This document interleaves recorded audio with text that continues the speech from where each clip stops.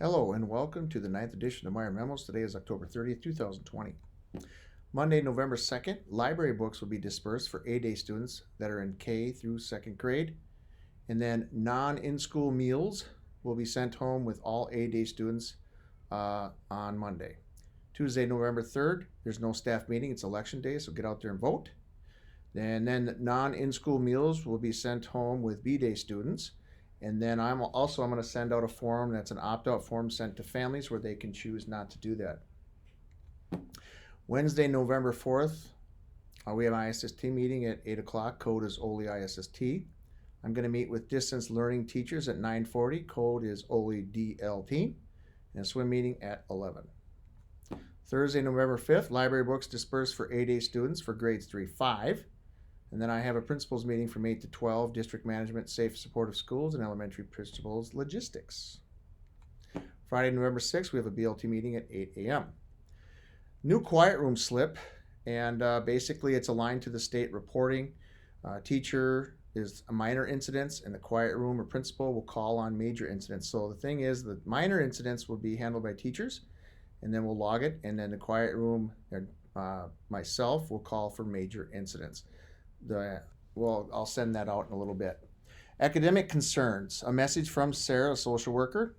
I said this before, but during this time, many parents in this may have the same concern. Please know that the school staff are adjusting curriculum to support students' academic and social emotional needs during this time. If I or other staff members begin to have concerns, we have interventions that we can add to the core curriculum. This is kind of a template you can use if parents are worried about that. You can talk through it and use this as a guide. Thank you, Sarah. Masks. Be sure to wear masks. Keep masks up, even when talking. I've had a parent call me that said one of the teachers was pulling the mask down to talk. Please don't do that. Keep your mask up. It was an older student, so be aware of that we want to keep the mask up, and because it's a very sensitive issue right now. Due process clerk, we have a new one. It's Liz Greenfield, and she's in Oak Grove, Normandale, and us. And she's been a year at the due process clerk. This is her second year. And then, so welcome to Liz. And then our fall map schedule is November 9th to December 4th. It's only for hybrid kids. It's used as a formative. And I'm going to share the schedule with people in this message so that you have it. Eve is working on that. She's done a great job, and we have to work through Thanksgiving break. Remind, that is a great tool to use to contact families, use to connect with families, obviously, and check in with Becca for assistance. So if you're struggling using that, because it's really important that if kids aren't coming to their meets or anything like that, use Remind to help you. Health updates. This is from the district. Staff will be notified if they should not be in a building. They don't need to guess. Please reassure. My job is to reassure you that you will be notified if you need to be out. So if you're not sure. Also, please remind staff not to use decision tree with students. Let the building nurses do that. So we want to put it on the professionals who are in that field. And then also they said remind staff to keep 6 feet distance. Instruction report cards, I shared this a little while ago, but PD days are January 19th, full day PD, and February 12th, half PD and half report cards.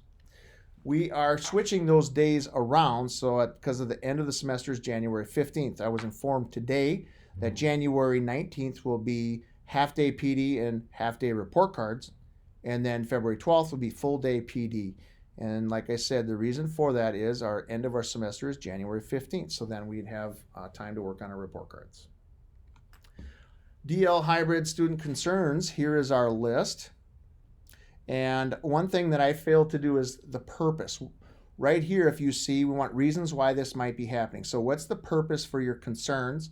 And we also want to put in there distance, if the kid is in distance, and hybrid, okay?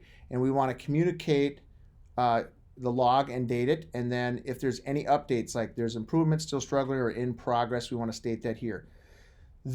I know this seems like it might be extra work, but please understand this is our way of keeping track of kids who are struggling, and we can best utilize our resources. So if anyone has questions, please let me know.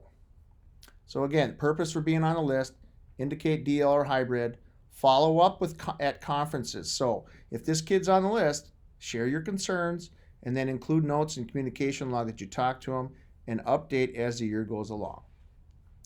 Student climate surveys, K2 and 3.5 versions. Open now, it's been open for a week, and then it closes on November 6th, which is next Friday. Remember, please complete this. It's part of our OLI site improvement plan, so we can't leave it out there. We need to do this. And what I've wanted to share too is it can be read to students. I'm meaning more like it would be for the K2 students if they need help with that. All right, non-in-school meals. So A-Day kids, they're going to get food on Monday, and they're going to get food for Tuesday and Wednesday. Thursday, they're going to get food for Friday, Saturday, and Sunday. B-Day kids are going to get food on Tuesday for Wednesday and Thursday. Then when they come back Friday, they'll get food for Saturday, Sunday, and Monday.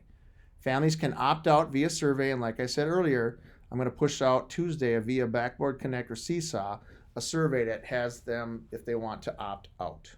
All right? And we're going to set up a system where we'll come around and give your meals to you at the end of the day on Monday and Tuesday. That's the start of it.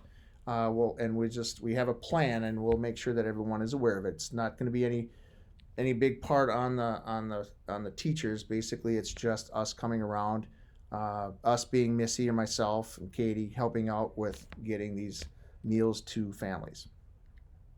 PBS team, we made a decision at our BLT this morning that we want to start with electronic tickets. And I was respectful, responsible, and safe. And that way we're not handing them in and out, and we'll work on figuring out how we're going to keep track of these. We might have a Google form. We want to record a virtual rally, and the team is saying, Melanie and Stephanie are going to reach out to people and say, anyone can help. If you're interested, help us make the video. That would be awesome. And this is a time right now where we want to pull everyone together. So if you can help, that would be awesome, because we want to do some fun things. And this is one way to get kids excited. I know kids are really excited to be here, but also we want to include those distance learning students. And we may be able to use this as something as a carrot to get kids to come to their meets and do different things. We're going to try whatever we can to get kids to work through these difficult times. Well, thank you for another great week, and have a wonderful weekend.